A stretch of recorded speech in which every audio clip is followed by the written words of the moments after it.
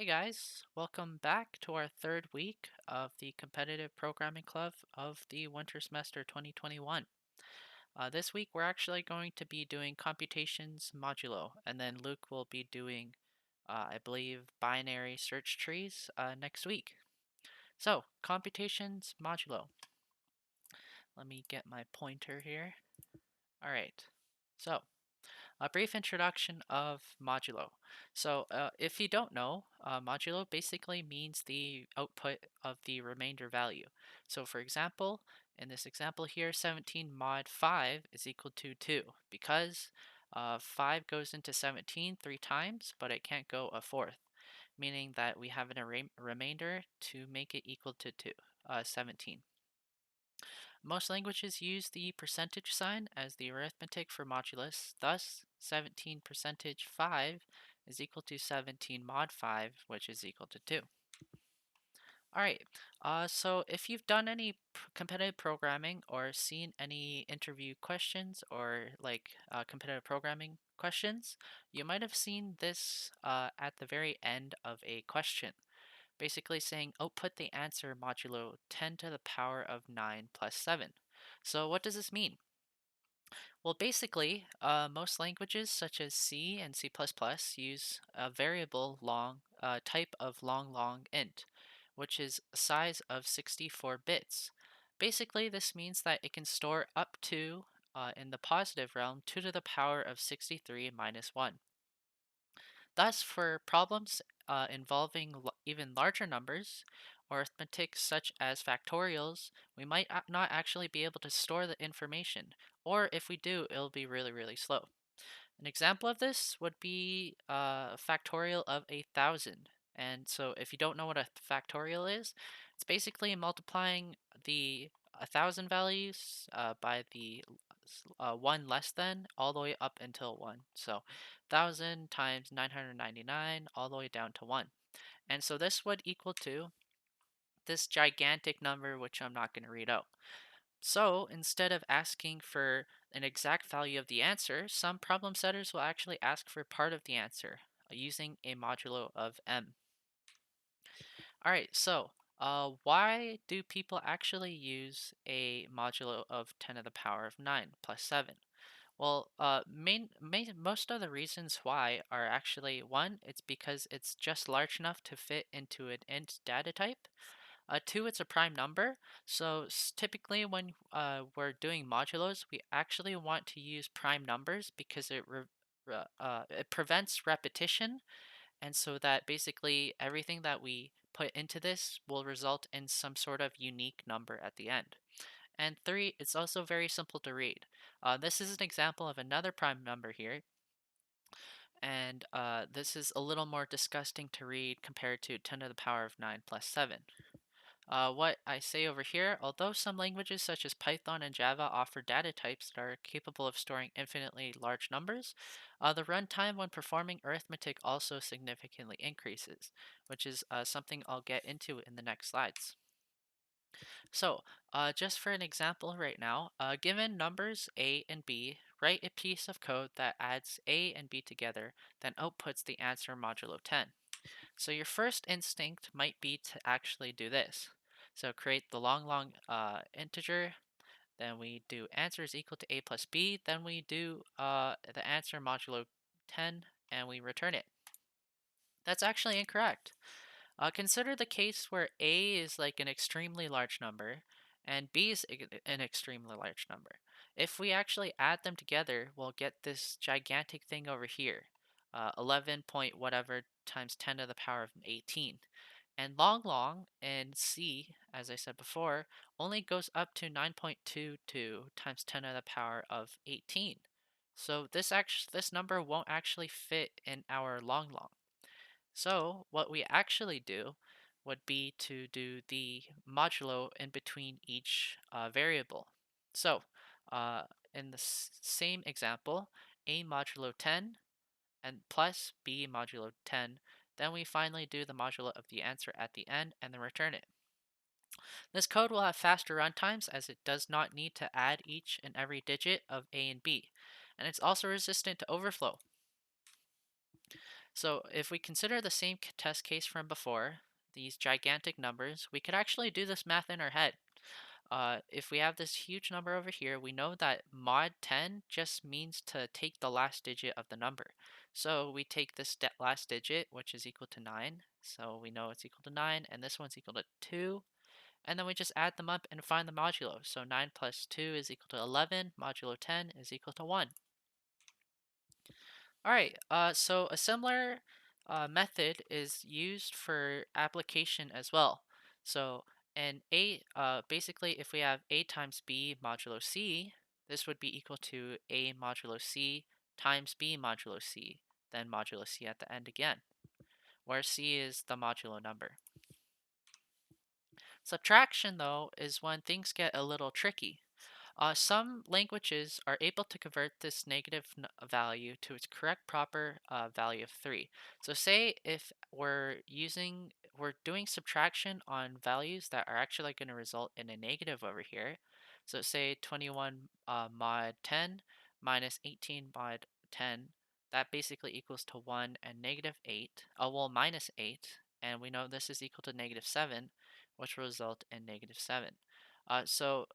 If you know anything about modulo, basically if we have a negative number, we would just add this to our modulo number and to get the proper value of 3. So 10 minus 3 minus 7 is equal to 3. But some actually keep it negative. So instead of using the formula from over here, what we want to do is do a minus b modulo c plus c modulo c. Or another way we could express this is doing a modulo c minus b modulo c plus c modulo c. It's a little repetitive, but that's how we got to do it sometimes. All right, so this is just the proof. So 21 modulo 10 and 18 modulo 10 is equal to basically 1 and minus 8. Then we do the modulo of this, we get minus 7. We add it together plus the 10, so that's equal to 3. Modulo 3, 3 modulo 10 is equal to 3. So division is where things get actually a lot harder. We actually have to use some sneaky formulas. So note that this is not true over here. I'm not even going to say it. So how do we find the modulo of a given fraction then? We use something called Euler's theorem. I'm not going to go into specifics about the theorem, but I'll give you guys the formula. So given that p is a prime number, we have, if we get a division such as 1 divided by b modulo p, then the solution is actually equal to b to the power of p minus 2 modulo p. Or if we have a numerator at the top, which is equal to a, then that would mean that we basically do the exact same thing, but we multiply a by the previous formula, then we mod it as before. So an example of this, say a is equal to 8, b is equal to 7, and p is equal to 3. So at the bottom over here, you can see that it's equal to 8 divided by 3 modulo 3. 7, sorry, modulo 3. So this is equal to 8 times 7 to the power of 3 minus 2, since 3 is equal to p. And that is equal to 7 to the power of 1. So that's just 7 times 8, which is 56. Modulo 3 is equal to 2. All right, so what if p is not actually a prime number? Well, then we actually have to use an even more complicated theorem. Basically, we have this formula right here. So b to the power of this thing over here minus 1 modulo p is basically equal to that. But in this case, this thing over here is equal to Euler's to to to totient function. Sorry, totient function. This is the number of integers between 0 and p, known as k, in which the greatest common divisor of p is equal to 1, or the greatest common divisor of p is equal to 1. So that's actually kind of difficult to like wrap your head around when you start thinking about it, but I'll go through an example to make it a little easier. So for example, using b is equal to 7 and our p, which is not a prime number, is equal to 9.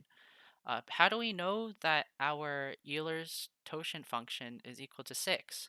Well, since the greatest common divisor of basically we go look at numbers less than 9, and we try and figure out which ones are the greatest divisors with 9 equal to 1. So in this case, for example, 1 and 9 only have division by 1 in common, and this is consistent throughout all of these. And so for each one of these, we add it by 1. So 1, 2, 3, 4, 5, 6. Examples of things that aren't where the greatest common divisor is not equal to 1 would be numbers such as like 3. So 3 and 9, they have a greatest common divisor of 3 because 3 divides by 3 and 3 divides by 9. Another example would be equal to 6. So 6 and 9, basically, since they're both also divisible by 3, that would be their greatest common divisor. Thus, since our Euler's totient function is equal to 6, that means that we can plug everything into our formula. So if we're trying to find 1 divided by 7 mod 9, this is basically equal to 7 to the power of 6 minus 1 mod 9. And we get this random number, and once we do the math in our calculators or whatever, it's equal to 4. All right, so why do we actually need this? Why do we need to know modulos of like multiplication and division and stuff? Where is it actually applicable for algorithms or in the real world? Well, there's a thing called hash tables that we should learn about. Hash tables are actually really, really useful.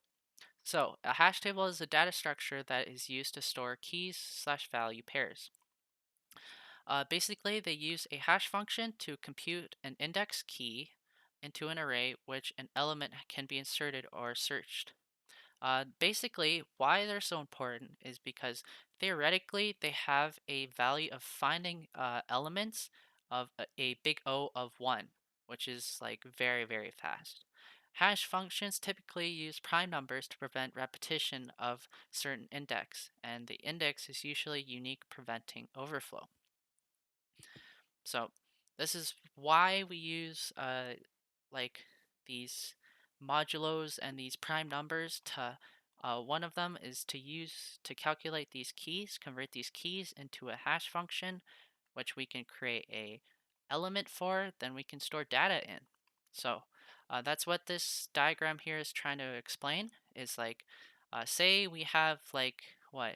These could be like social security numbers or something, but if we have a name of a person, then what we do is we want to basically use some sort of function or algorithm to convert this name into some sort of numbers, in which this case John Smith is equal to 2, and that way we're actually able to access our data fairly quickly. So just for a better explanation, or like why it's so useful, so consider string s. You're required to count and print the frequency of all the characters in the string. So a simple way would be to iterate over all possible characters and count their frequency by 1, which has an O log of 26 times n, which is like insanely long. But that serves to be true.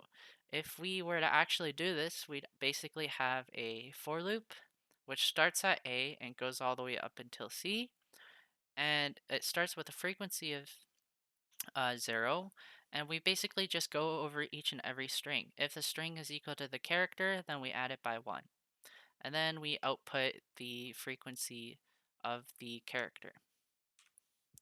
A faster way to do this is using hash tables. So first we create an array of characters with size 26. We iterate through it, and for each char subtract by the char value of A to get the index. Then we just add 1 to the index and print the index at the end. So again, just to go over this, basically we create a char, well, an int basically for each one. And then we go through the length of the string. So at the index, we basically call upon this hash function where we call upon s of I. And basically that's just the character value of our s. So our first letter of s. Once we have our first letter here, we just subtract it by a to get some sort of value, because if you know like about chars, then you know they're actually they actually have numerical values to them. So if you subtract them by this, then we can figure out what element it should belong in. And this is what it outputs. It outputs the element. So say we have a here, then a minus a would be 0. If we had b here, b minus a is equal to 1. Then we essentially just make it equal to the index, and we just add the index by 1. And then at the end, we just output our whole alphabet. So this is significantly bigger, and I didn't put it, significantly quicker, sorry. And I didn't put the O, O value, but the big O would be around big O of n, which is 26 times faster than the last one. All right, so that consists of our weekly lecture for today. Thank you guys for watching. I hope you guys learned some stuff. The contest should be up by now, and I hope you guys learned a lot. Don't forget to subscribe and visit our Discord for our main source of communication with our team members, and stay tuned for future lectures. See you guys.